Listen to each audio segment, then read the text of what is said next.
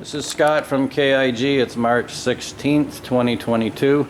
We're going to do a couple runoff videos of this 2018 Koolant Koolers 10-ton indoor 460 volt process chiller.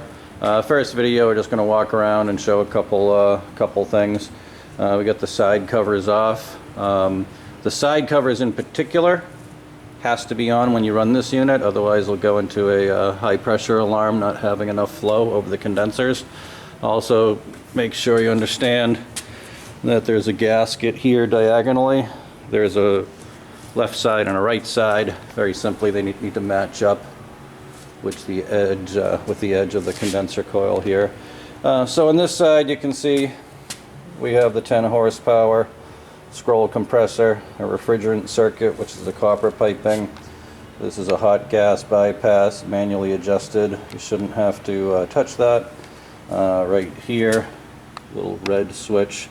That's a high pressure refrigerant pressure reset in the unlikely event that happens. Red lines are our water glycol lines. Again, this is our condenser, and we have two fans that blow upward.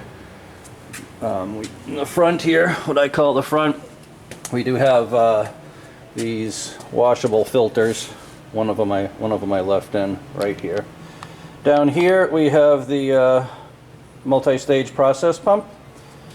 This draws from the tank, then comes up here, then discharges out to the process fluid outlet from chiller. Additionally, you don't have to add your own bypass because there's this adjustable pressure-based bypass. If your process has solenoid valves or not enough or too much resistance, that'll open up and that'll bypass flow back. The return flow comes here into the fluid inlet. You can kind of see up there, and it goes through. And then it goes down and over to the, kind of tough to see, sorry, the heat exchanger. It's got a polymer plastic reservoir, the nice cap there for filling. That's our return back to the tank. Again, that's our suction from the tank. When you do first start up the unit or connect power to it, phase rotation is important. You want to take off this cover here and make sure somebody's looking at the back of the pump over here, and then you bump the pump contactor, which is one of these contactors right here, and you just make sure that the pump is rotating clockwise. There's an arrow on it.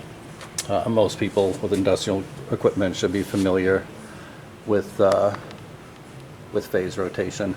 This unit has a low set point of 50 degrees. We can walk you through how to lower that if needed. Right now at that set point, you can run straight water if you want. It would be nice to run some percentage of glycol in there for rust inhibitors.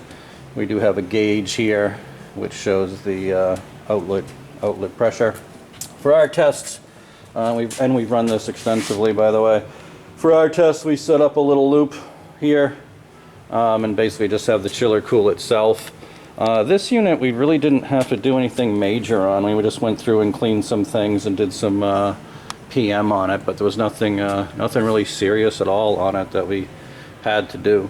You're gonna have your electrician bring in the 460 volt 3-phase power and into the side here, and you can see, in our case, in a test environment, it just comes over here to the left side, and you have your L1, L2, and L3 coming into the top here, and your ground. If you do have to change phase rotation, you swap any two here, nowhere else, because the compressor and the fans and the pump are already synchronized accordingly.